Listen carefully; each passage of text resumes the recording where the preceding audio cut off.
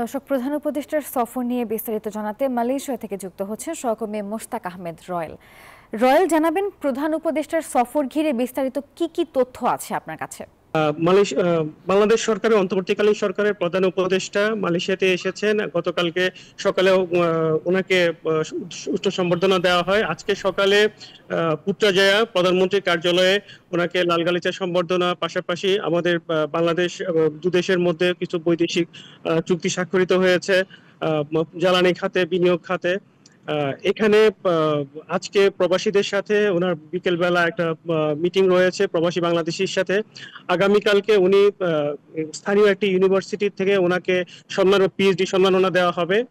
আর পাশাপাশি এখানে প্রবাসীদের দাবি, যে প্রবাসী যারা এখানে বসবাস করছেন, শ্রমিকদের দাবি যে এখানে যারা বিভিন্ন পেশায় জড়িত আছেন, অবৈধ প্রবাসীরা আছেন, তাদের বৈধতার ঘোষণা করা হোক এবং মালয়েশিয়ান সরকারের সাথে এই বিষয়টা উঠে আসুক।